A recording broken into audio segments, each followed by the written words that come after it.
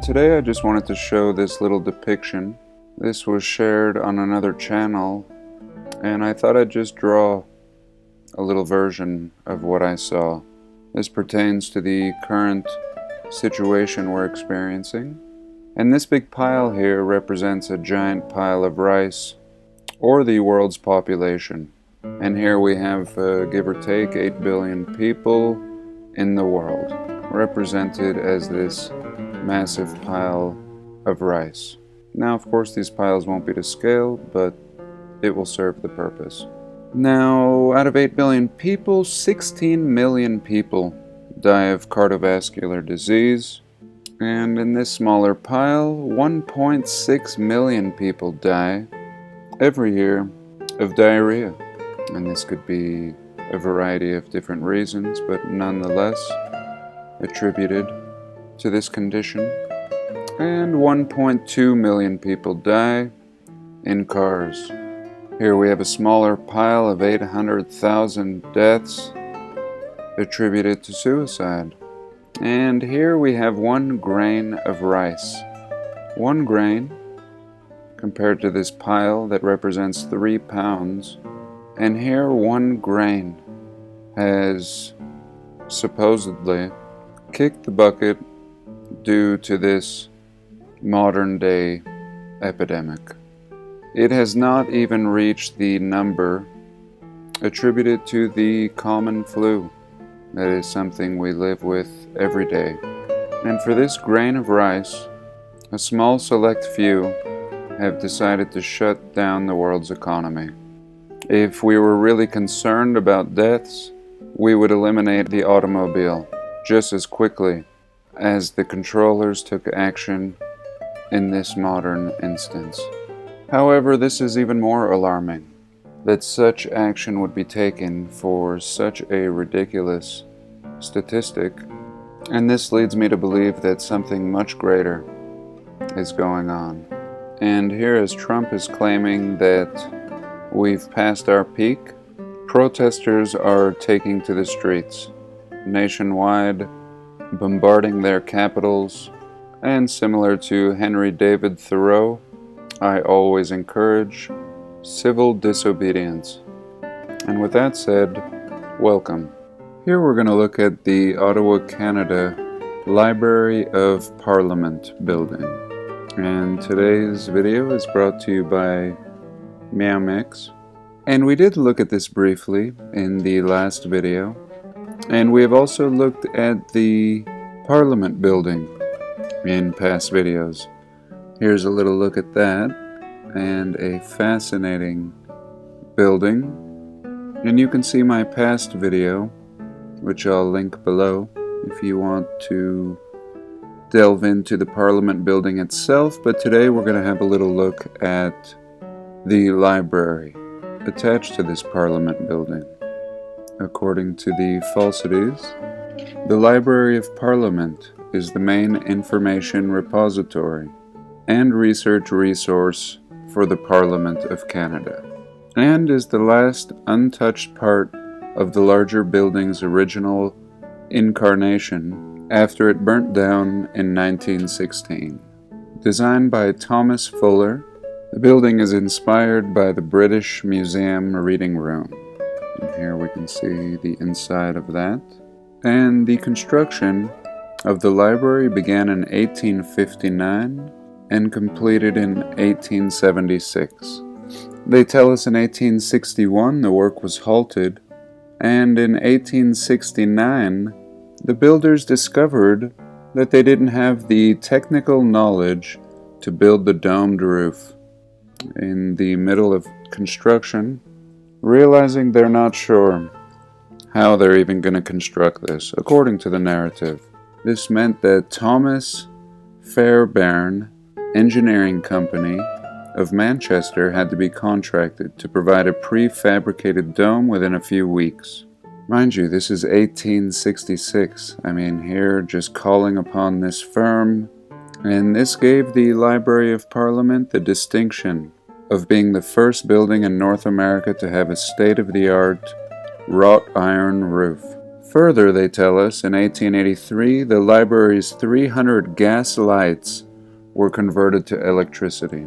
So here in this short period, completing the building in 1876, they tell us, and less than 10 years later, they're converting the gas lighting into electricity. And they tell us everything went over budget, and within only 12 years, the entire roof was stripped of its slate shingles in a tornado that hit Parliament in 1888. Since then, the roof has been clad in copper. And of course, the building was constantly threatened by fire. The first fire in 1916, seems the building was spared. And eventually in 1952, fire did enter the library. It was then necessary to perform structural work and all kinds of other renovations. So pretty amazing for 1866 to even conceive of building something like this. 1866. Now what was going on in Ottawa? What could the population have been? And according to these demographics, really beginning in 1901, we have a population of 100,000. And really seeming unnecessary to build a library like this when you're just starting out your town, probably the population being closer to 50,000, and more realistically, probably 25. We can have a little bird's eye view of the city here in 1876. And here in the center, we see what appears to be the Parliament building and the library, and pretty much everything laid out to perfection. Just starting out with amazing buildings and well-engineered roads and city layout. An impressive shaping of the river coast here and here. And here in present day we can see the parliamentary building still standing after several fires. And here a picture in present day. Just absolutely magnificent, amazing structures all around, much to explore in this fine city. And we can see modern buildings in the background, the finest cubes we can produce, sprinkled with a much older time period. I look forward to exploring much more in this city. And I'm always amazed at these museums. Often much more impressive are the buildings compared to anything housed inside of them. And here they're showing us the University of Ottawa, the oldest post-secondary institution in the city, established in 1848, and universities seeming to be quick to snatch up and repurpose many of these magnificent buildings. So again, let's be realistic here. Let's look at the technology in 1866, and what are these people thinking, if we're to believe the narrative, to embark on the idea of constructing something like this? Completely unreasonable to consider the possibility of doing much more than things like this with a horse, or things like this. Clearly at a time that they had not figured out how to fire up all the inherited tech left behind by the prior civilization. And let's consider today, with all the modern equipment that we have, what do we build? We build economical cubes, very hive-like, repeating the same pattern over and over, very economical and unpleasant to the eye, certainly in comparison to buildings like this. And recently I was prompted to have a little look at this particular building, a windowless skyscraper found in New York City, and we can have a little look at that here. Very interesting, and a first for me. What could the purpose of such a building be? Located at 33rd Thomas Street, looking pretty eerie and suspicious. And here we can see some beautiful old world buildings in the background in comparison to this modern junk we see here. And what do they tell us about this building? Formerly the AT&T building, it is a 550-foot tall skyscraper in Lower Manhattan. The building is an example of brutalist architectural style, said to have developed in the late 1950s. Here they glaze over the origins, and finally we're told the building has also been described as the likely location of a national security agency, a mass surveillance hub codenamed Titan Point. The location was previously the site of cast iron buildings, typical of the area, the facades of which were preserved prior to demolition. The building was a core part of the AT&T Long Lines department. It was completed in 1974 and is often described as one of the most secure buildings in America. It was designed to be self-sufficient with its own gas and water supplies along with generation capabilities and protected from nuclear fallout for up to 2 weeks after a blast. Very interesting, speaking of the self-sufficiency, and really what we all should be considering in such times. It doesn't matter if it was this false scenario and scare that has been created. It could have been anything, and people should be self-sufficient and less dependent on the system, regardless of what's going on. And when it comes to living self-sufficiently, I found that one can produce almost all of one's own needs. Perhaps the most difficult thing to produce would be something like toilet paper. And using one's imagination, one could find different ways to perform the function of this cheap disposable product. And if you want to know more about living self-sustainably, do check out my book, where I teach you how to live off the grid, free of bills, and detached from this corrupt system in which we live. And you can find the link for that below. And here I just wanted to share a comment by Wida, and they're telling us about this palace in Amsterdam. And I thank you for the share, and we can have a little look at that here. Seeming as if this could have had any designation, cathedral, parliament building, nothing but the most important of designations. A fine wonder and a glimpse of the old world. What could they tell us about this building and what was going on in 1850? Either the people of the past were absolutely genius and we have degraded as a civilization, or these buildings were not built by our people at all. And what we see down here are a primitive and simple people pushing carts around, holding markets in the streets, and really having no need for buildings of this nature. Not then, in 1850, or even now. And what do they tell us about this palace of popular diligence? A large exhibition hall in Amsterdam. The building was constructed between 1859 and 1864. Just blasting this baby out in about 6 years. It was designed by an architect named Cornelius Outshorn, inspired by the Crystal Palace in London. In 1929, it was destroyed by fire, of course.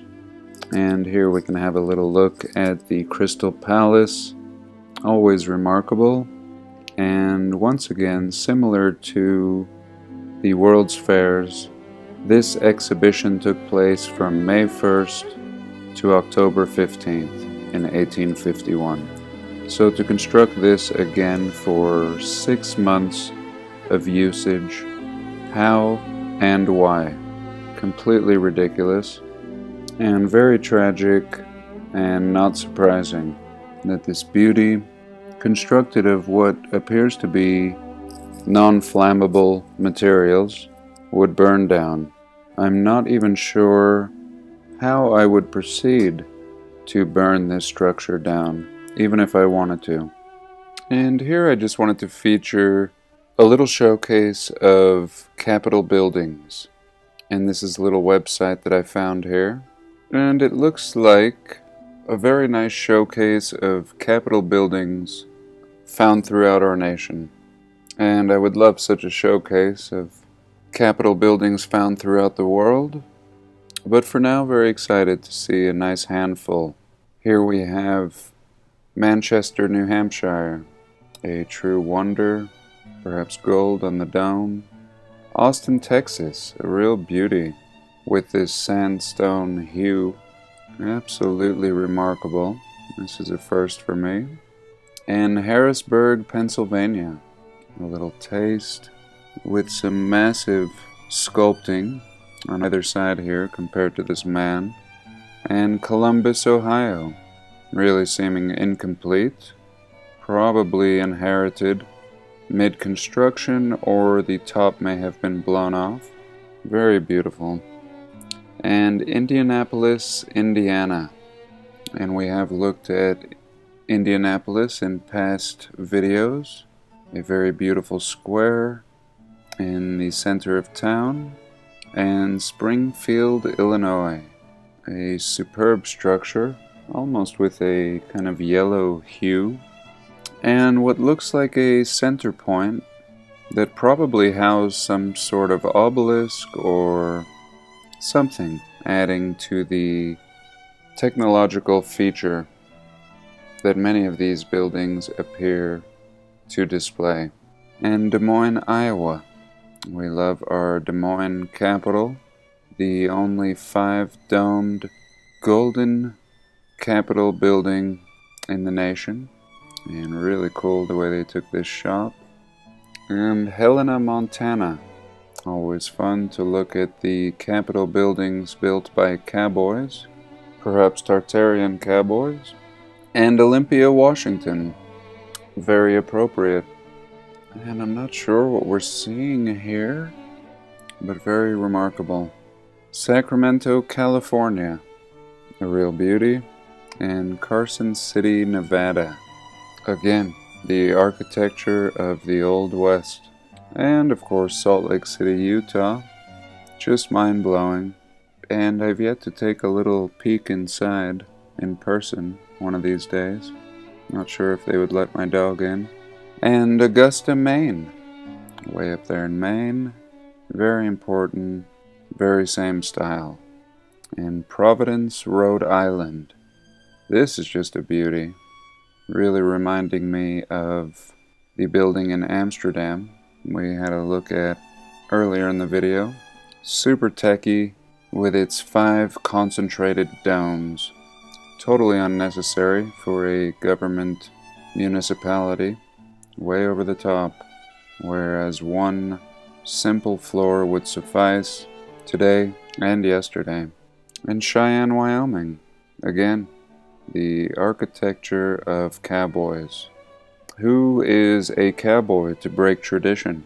Nothing less than the Corinthian column in rugged Wyoming. Very beautiful. And Dover, Delaware.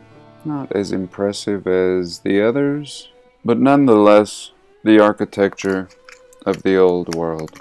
Always made of brick, with a beautiful facade over the top. And perhaps this was a project on a budget, but we know that there's no such thing in the old world. So that's it for today. I do thank you for joining me, and do have a blessed day. Please like, comment, and subscribe. And I thought I'd jump back in for a little bonus segment. Let's just have a little look at this Parliament building in Ottawa. And here we are. And we can see even in the early depiction, this type of canal was already here, way back. And here we have the grand and glorious Parliament building. And maybe we can just park ourselves right down here. And here a little peek at the stonework, and of course the Antiquitech. And clearly some scorching has taken place here, and very impressive blockwork, unperplexed by the use of non-uniform stones. And we can see here they fit like a perfect glove in a very early time period of the 1860s.